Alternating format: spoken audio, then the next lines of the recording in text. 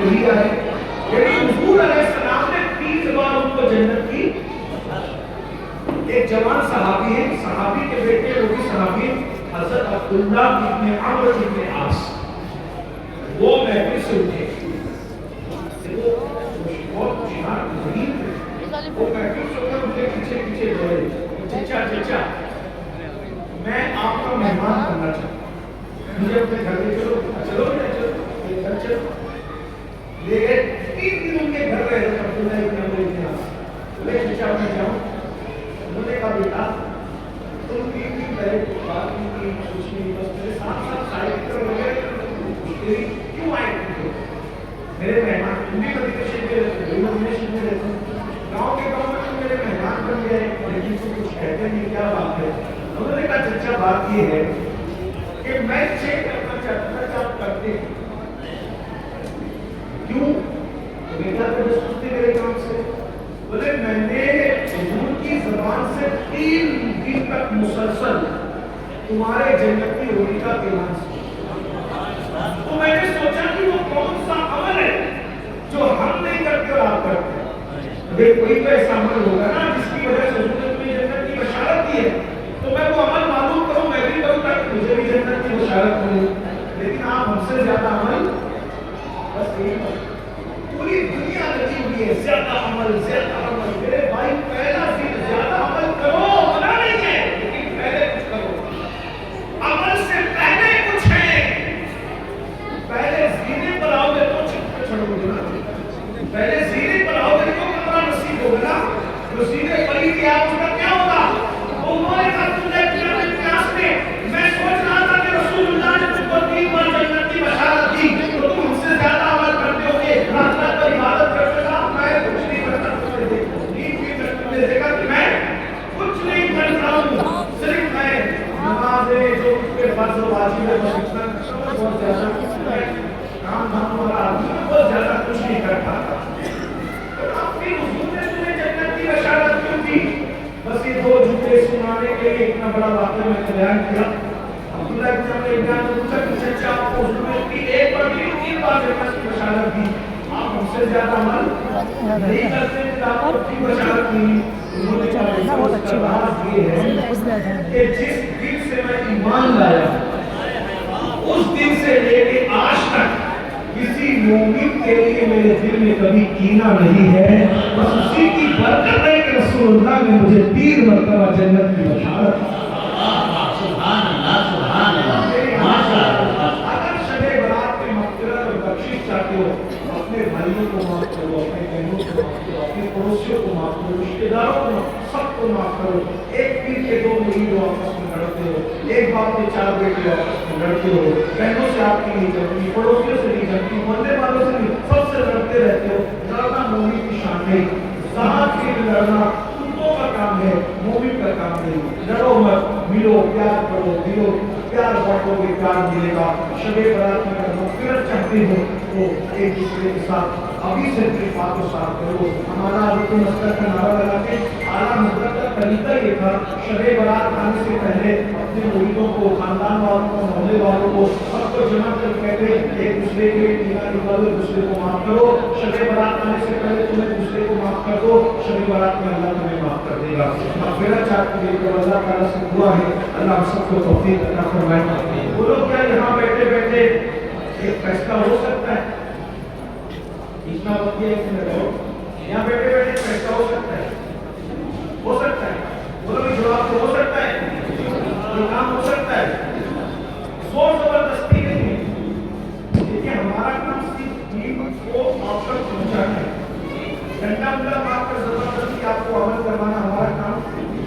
جب انبیاء کو کہا گیا وما علینا الا ہماری طرف سے پہنچانا ہمارا کام. انبیاء کا کام جب پہنچانا, ہم تو ان کے غلام ہیں, ہم کوئی آپ پر زبردستی نہیں کرتے. لیکن اگر مغفرت چاہتے ہو تو کیا یہاں آج ایک کام ہو سکتا ہے کہ یہاں جتنے بیٹھے ہوئے زندگی میں جس نے بھی آپ کو ستایا, اگر وہ مسلمان ہے, مومن سے دکھ کیا, گالی کی, تکلیف کی, کیس کیا, بہت دکھ کیا, آپ نظر نیچی کرو, آنکھیں بند کرو اور گنبد خضرا کا تصور کر کے کہو یا رسول اللہ میں نے آپ کی خاطر اس کو معاف. कर सकते हो, अगर कर सकते हो तो करो। और यहाँ से उठ के जाओ, उससे खुद भी लो कि यार मैं जैसे में गया था, एक फकीर सैयद आया था, उसने कहा कि अपने खाने वालों को माफ कर दो, पता तुम्हें माफ कर दे, मैं तुम्हें माफ कर चुका हूँ, छोड़ यार सब छोड़, चलो मिल के रहते हैं, प्यार से रहते हैं, अच्छे से रहते हैं। भाई अगर टूटा उसको मना सबको, और माँ बाप को पहले मनाओ, माँ बाप को उनसे अगर रुके हुए तो उन्हें कुछ किया होगा, माँ बाप को मनाओ, को राजी करो, फिर देखो आपकी जिंदगी पहाड़ों की तरह गुजरेगी, फूलों की तरह गुजरेगी, जिंदगी का कोई कांटा भी नहीं है। तुम अपने दिल में से सबके लिए कीना निकाल दो, इंशाल्लाह तुम्हें कभी घाटा भी नहीं छूटेगा, तुम्हें कभी ठोकर भी देख करके बहुत बड़ा अमल है, ये बहुत बड़ा अमल है। आप इस अमल की बरकत को जानिए, आप थोड़ा अमल करोगे दिल साफ करके, अल्लाह ताला आपको मकाम विलायत तक पहुंचाएगा, आपसे करामतों का ज़रूर होगा। आप किसी के सर पे हाथ कर दोगे उसकी किस्मत बदल जाएगी। ये वली लोग जो है ना, इनका सबसे बड़ा कारनामा ये है कि वली लोग अपना दिल साफ करते हैं, जितनी इबादतें करते हैं दिल साफ करने के लिए, बस हमने इसमें मेहनत करना छोड़ दिया है। लोग बाथरूम इतना साफ रखते हैं आजकल, मुझे हंसी आती है, अच्छी बात है साफ रखना चाहिए। जिस बाथरूम में पाखाना करना है उसमें खुशबू बार बार उसको सजाते हो, और जो दिन अल्लाह देखता है इसमें अल्लाह के अनवार आने वाले हैं, इसको पाखाने से ज्यादा बदबूदार किया, जिसमें खुदा की नजर है अनवार बरसने वाले हैं, उसको पाखाने से ज्यादा नापाक और गंदा कर दिया, और उसमें पाखाना करना है उसको चमकाओ, अरे उसको चमकाओ, इसको भी चमकाओ, ये चमकेगा तो ये चमकेगा, और ये चमकेगा ना तो फिर तुम्हें जो देखेगा उसको खुदा याद आ जाएगा, और जिसको देखे खुदा याद आता हो फिर सुभान अल्लाह, वो अल्लाह वाला होता है। मैं तो सबसे गुनहगार आदमी, मैं अल्लाह की बारगाह में दुआ करता हूं, अल्लाह पहले मुझे उम्र की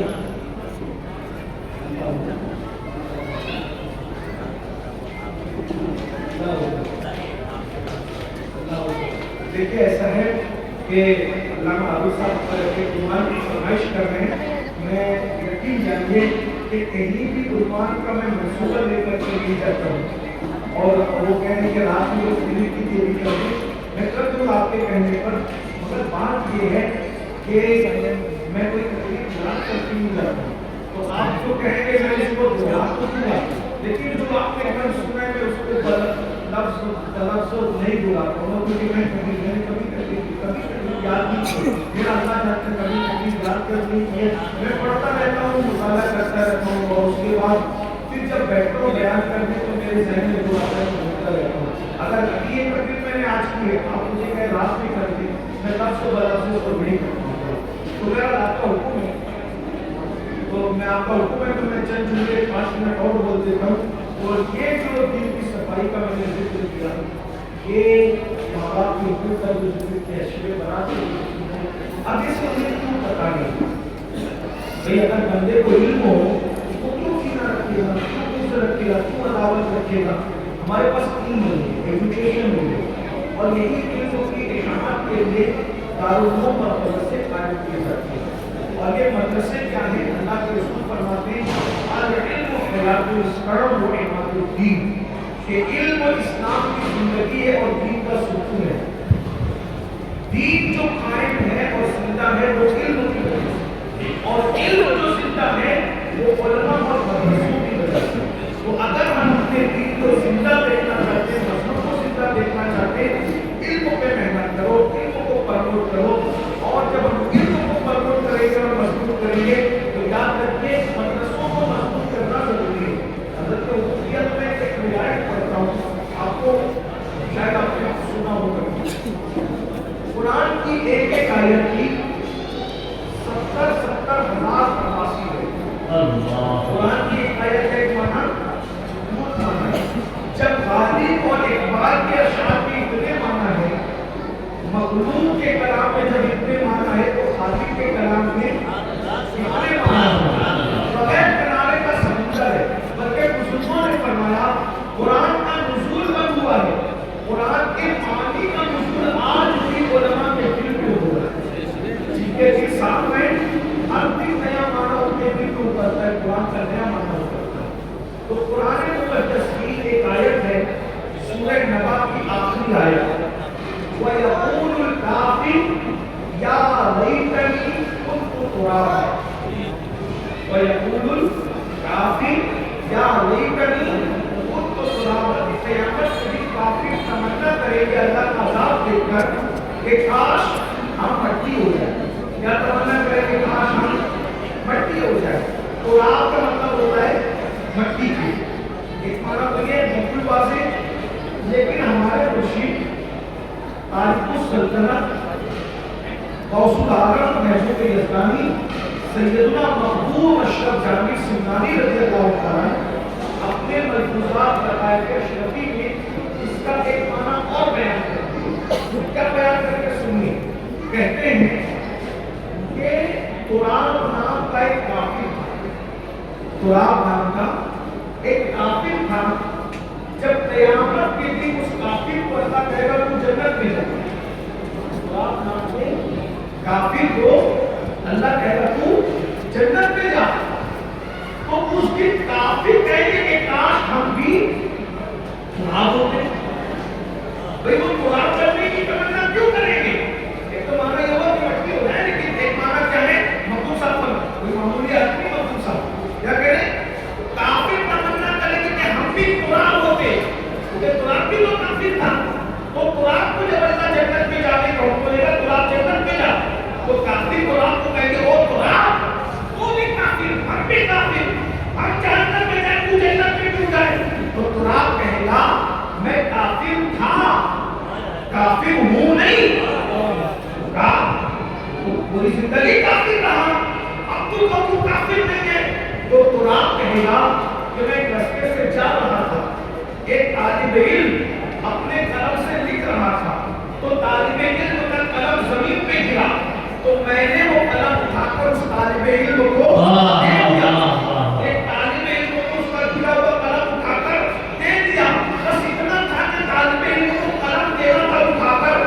اللہ نے مرنے سے پہلے قلم اٹھا کر دینے کی برکت سے مجھے ایمان کی دولت عطا فرمائی, اور مرنے کے بعد اللہ مجھے جنت عطا کر رہا ہے. تو لوگ تمنا کریں گے کاش ہم بھی تراب ہوتے, کم سے کم کسی طالب علم کو قلم اٹھا کر دے دیتے, تو ہمیں بھی ایمان مل جاتا اور آخرت میں جنت مل جاتی. مسلمانوں بتاؤ, اس نے اپنی جیب سے خرید کر نہیں دیا تھا, اس نے اپنے پاس سے نہیں دیا تھا, اس نے اپنی قلم نہیں دیا تھا, اپنی محنت کی کمائی نہیں دی تھی.